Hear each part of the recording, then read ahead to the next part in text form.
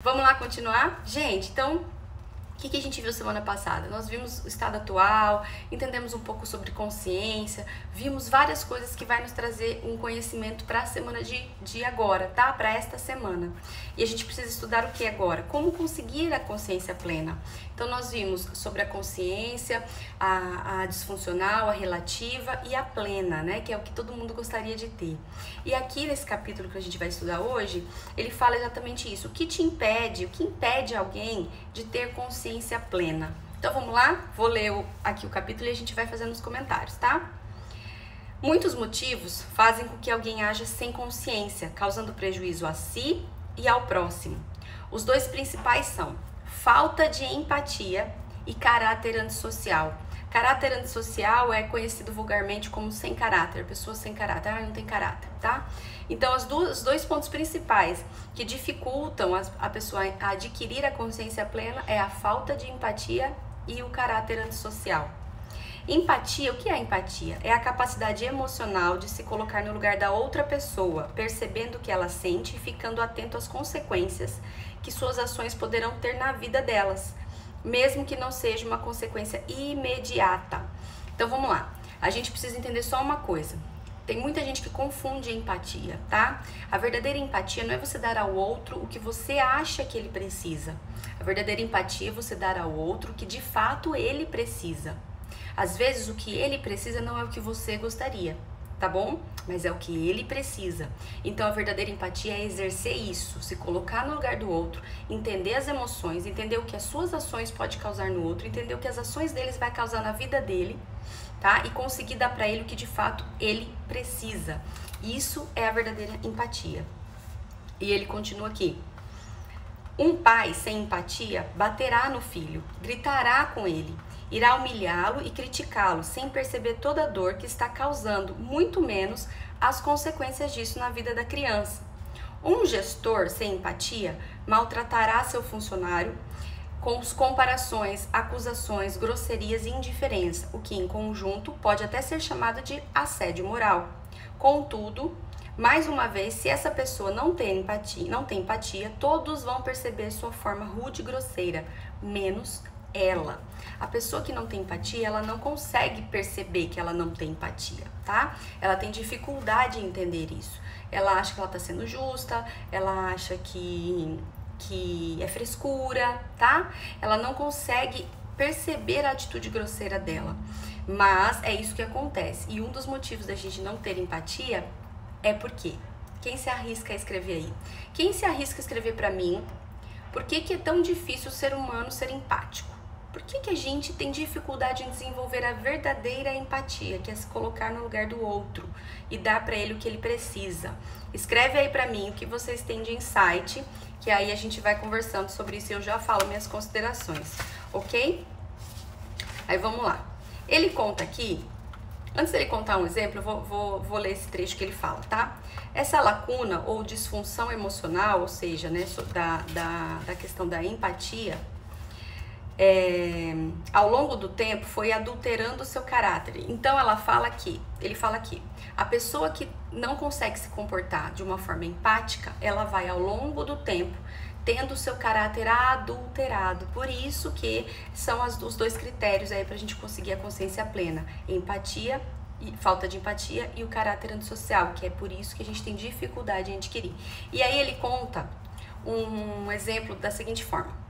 Ele fala que ele atendeu uma vez uma mulher que chegou para ele dentro de uns cursos, né, o autor do livro, dentro de uns cursos dele, que confessou para ele que traía o marido com vários homens, e já traía há vários anos, e traía com vários homens, não era um homem só, né, o amante, eram vários amantes. E ela chegava em casa, essa pessoa chegava em casa, e ela não tinha remorso, ela olhava para os filhos e para o marido e não sentia culpa. E aí ela chegou pro autor do livro e disse: meu Deus, será que eu tenho algum problema que acontece comigo? Eu não quero mais viver isso. Mas eu chego em casa, eu posso olhar nos olhos deles normalmente. Eu não tenho culpa, eu não sinto pesar. né? E eu queria entender por que isso. E aí ele fala que o problema dela era a empatia. Ela não tinha a empatia desenvolvida a ponto de perceber o que a atitude dela estava causando nos filhos e no marido. Ela não conseguia se colocar no lugar deles para sentir a dor que eles poderiam sentir se descobrissem o que ela estava fazendo. Então, por não ter empatia, por não conseguir se colocar no lugar da família, ela fazia aquilo tranquilamente, sem culpa nenhuma. E não conseguia parar de fazer, porque faltava nela a habilidade da empatia, que para Daniel Goleman é uma competência emocional. Lembra que a gente falou sobre as competências pessoais e sociais? Então, para Daniel Goleman é uma competência social, ok? A empatia, desenvolvimento dessa habilidade. Vamos ver o que vocês colocaram aqui. O que é empatia? Porque não fomos ensinados a ter sentimentos, tinha que obedecer e ponto. Boa, Débora, isso é um dos pontos, com certeza. A empatia, você tem que deixar de olhar um pouco para você, olhar para o outro. Isso é um sacrifício para muitos. Sim, Eliane, muitos. E por quê, gente? Exatamente o que a Débora nos disse, tá? Lá atrás, na infância, quantos de nós não vivemos uma educação empática, né? Eu tô falando e você obedece, ponto. Você não tinha que perguntar por quê para os seus pais. Por quê? Por quê? Por quê? Tô mandando, pronto e acabou. Sou seu pai, você vai me obedecer. Então, quando o pai mandava você fazer alguma coisa, por mais que você estivesse ocupado, você tinha que parar tudo que você está fazendo e obedecer. Nós não vivemos uma infância empática. Os pais nunca pararam para olhar a criança. A criança, ela era um ser que precisava crescer, mas ele não precisava ser visto. Entendeu? Não tinha voz, não tinha valor, não tinha pertencimento, não tinha importância. A criança era um ser que precisava de comida, de roupa, de higiene e de brincadeiras, né? Era isso que a criança precisava, alimentação, higiene e brincadeiras. Cuidados, né, necessários e básicos. Mas a criança não era ouvida, né, não era compreendida, não tinha tempo para a criança. Então não existia empatia. E aí a gente cresce, a gente tem dificuldade em ter empatia pelo outro. A gente acha que o outro tá daquele jeito porque ele merece, pronto, acabou. Não vou me sensibilizar pela dor dele. E aí quando eu me torno pai, eu tenho dificuldade em ter escuta ativa pela minha criança. Porque nós somos seres transgeracionais e a gente carrega carga genética. Quem assistiu a live com o Dr. Biasi, que eu fiz sobre a microfisioterapia, dentro da micro, ele fala isso, que nós carregamos genes de até 4 gerações, mas a ciência, ele me contou isso semana passada, se eu não me engano, que a ciência já está dizendo que nós carregamos genes de até 15 gerações, se eu não me engano, salvo engano, posso estar enganada, que agora eu tenho que lembrar na minha anotação lá, mas eu sei que é coisa absurda, de várias gerações. E se a gente carrega genes de várias gerações, gente, pelo amor de Deus, se a ciência conseguir provar isso, ou seja, imagina como não está embutida tanta crença dentro da nossa mente que veio do nosso tataravó, não é? É por isso que é dificultoso, por isso que a gente precisa mudar a geração de hoje para construirmos novas gerações para o amanhã, ok? Cris coloca, se colocar no lugar do outro é um exercício diário, como exercício físico, precisamos exercitar. Sim, se não é desenvolvido na infância, podemos aprender a partir de agora. Não é porque você não foi ensinado que você não consegue aprender. Né? Vai ser mais desafiador? Claro que vai, mas é possível, tá? E a falta de empatia vem justamente por isso, pela ausência disso na infância, e hoje a gente se torna um adulto que temos dificuldades em lidar com isso, mas precisamos agir diferente se quisermos ter a consciência plena, que ele fala tanto aqui no livro, que é a consciência da vida, consciência do que é que eu preciso fazer para ser diferente, consciência de melhorar, de mudar, para adquirir a autorresponsabilidade, ok? Precisamos abrir mão de alguma coisa. Se perguntasse, apanhava. Exatamente. Se perguntasse, apanhava. Gente, era muito isso. Minha sogra conta muitas histórias assim, né? E isso tudo faz com que a gente perca essa habilidade nos dias de hoje. E se a gente não tomar cuidado e não tiver a consciência disso, a gente está reaplicando na geração dos nossos filhos. E eles vão levar isso adiante, porque eles aprenderam aqui, então eles vão transmitir lá. Certo? Olha a responsabilidade que a gente tem, não é só da nossa vida, é da vida do outro. Perceberam a diferença? E vamos lá. Daí ele explica o seguinte, essa lacuna ou disfunção emocional, ou seja, né, da gente não ter a empatia, ao longo do tempo foi adulterando o seu caráter. Então ele está explicando aqui sobre esse exemplo, tá? Dela, que ela foi perdendo o caráter. Ela foi, porque se você olha para uma mulher dessa e fala assim, nossa, como que consegue? Então ela não tinha essa consciência toda, tá? Pela falta de empatia, que foi adulterando o caráter dela, tornando uma mulher promíscua e secretamente vulgar. Mas as fichas dela foi que foram caindo ali dentro da análise dele, do atendimento dele, e a sua percepção sobre si mesma estava sendo descortinada e ela estava tomando consciência de quem vinha sendo ao longo dos últimos anos. Naquele momento, ela estava iniciando a jornada do progresso humano e a primeira etapa estava sendo cumprida. Ela estava tendo consciência plena sobre seus valores morais, egoísmo, caráter e comportamento. Então, gente, ao invés da gente julgar uma pessoa que comete esse tipo de erro, a gente precisa olhar se ela realmente tem a empatia bem desenvolvida. A falta de empatia prejudica o caráter da pessoa. Então não é porque ela é ruim, pronto e acabou, porque ela quer ser assim. Ela não tem isso. Imagine a infância dessa mulher. Imagine a infância dessa mulher que traiu o marido com vários homens por muitos anos e não sentia culpa disso. Para ela não conseguir se colocar no lugar do marido e dos filhos, imagine a infância que ela não teve. Então, quando a gente olha para isso, a gente passa a ter um olhar de compaixão pelas pessoas e menos julgamento, vocês entendem? E aí ele continua. Porém, mais do que isso, ela se colocou no lugar do seu marido e dos seus filhos e percebeu como se sentiria caso estivesse na posição deles. Claro, não foi com uma simples pergunta, né, com uma simples palavra dita, você não tem empatia, que ela desenvolveu a empatia. Ele fala aqui que ela passou por um processo de imersão dentro de um treinamento, né, que é um processo de cura interior, que é o que eu ensino muito aqui pra vocês ao longo de várias lives e que tem coisas aí pro futuro aí que eu pretendo lançar aí, que são surpresas para trabalhar com vocês, tá? Mas o primeiro ponto é desenvolvimento de consciência, ok? Se eu desenvolvo consciência, eu consigo mudar, porque eu consigo entender o que me falta, certo? Que mais? Aí ele continua assim, ó. Ele fez 10 perguntas para ajudar ela a desenvolver essa empatia. Dentre tudo que foi conversado na relação dos dois, ele desenvolveu 10 perguntas que ajudou ela a ter a consciência da falta de empatia ou a desenvolver isso, tá? Que seja para esse caso específico. E as 10 perguntas foram: como você chamaria uma mulher que trai o marido frequentemente? Então, ó, para pensar em você, tá bom? Eu vou fazer as perguntas agora e você vai mentalmente respondendo isso pra mim. Como você chamaria uma mulher que trai o marido frequentemente? Quem quiser pode escrever, certo? Como você chamaria uma mulher que trai o marido com tantos homens diferentes? Como você gostaria que fosse a esposa de seus filhos ou o marido de seus filhos no tocante a respeito, paciência e fidelidade? Olha só, a primeira ele tá trazendo para ela olhar para ela, né? Como chamaria uma mulher que trai o marido frequentemente e com vários homens? Olha só, olhando para ela. Como você gostaria que fosse a esposa ou o marido de seus filhos no tocante a respeito, paciência e fidelidade? Agora ele tá fazendo ela olhar para o outro, tá? Você perdoaria sua nora se fizesse com seu filho o que você fez com o marido? Tá vendo? Agora ele tá começando a fazer ela refletir sobre o comportamento dela, certo? Sobre o comportamento dela, o comportamento do outro. Gente, isso aqui é pro exemplo específico que ele deu da mulher que não sentia culpa, certo? Você não é o que gostaria de ser, nem o que diz que é, muito menos o que os outros dizem a seu respeito. Você, na verdade, é o que faz corriqueiramente e as consequências disso. Então, você não é o que dizem, você não é o que você diz, mas você é o que você faz, certo? Você não é o que você diz, você não é o que dizem sobre você, você é o que você faz. Levando em conta essa frase, como você se descreve em termos de caráter? Então, olha só, ele tá trazendo muita reflexão interna para ela.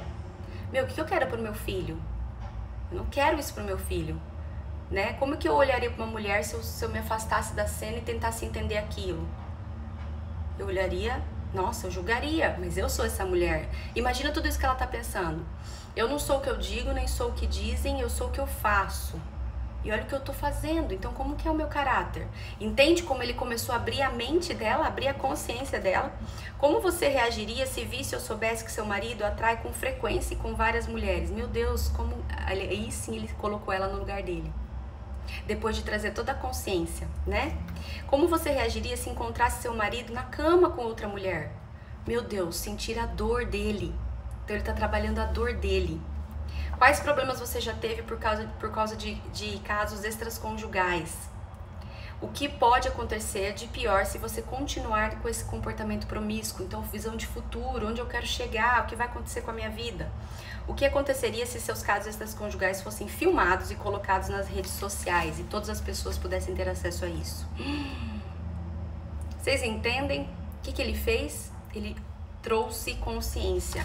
É a mesma coisa, gente, quando a gente vê vídeos ou quando a gente sai para jantar, para comer, para passear e a gente vê um pai e uma mãe brigando com o filho, puxando o braço, às vezes batendo, né? Uma briga de casal muito feia. E aí a gente olha que ele fala, meu Deus, nossa, que mãe brava, nossa, que terrível. E quantas vezes a gente também já fez isso? Quantas vezes a gente provocou essa cena também? Mas na hora ali, na hora H, a gente não percebeu nada disso. Por que que de fora a gente percebe? Porque de fora a gente está olhando o outro. De fora a gente está vendo a reação do agressor e a gente está vendo a reação da vítima. E aí a gente consegue perceber e validar o sentimento da vítima que está sofrendo naquele momento. Muitas vezes a gente julga a mãe, julga o pai que está fazendo aquilo, né? Mas entender que às vezes ele não sabe, ele está no mesmo cenário de venda nos olhos, não está conseguindo ver o que ele está fazendo.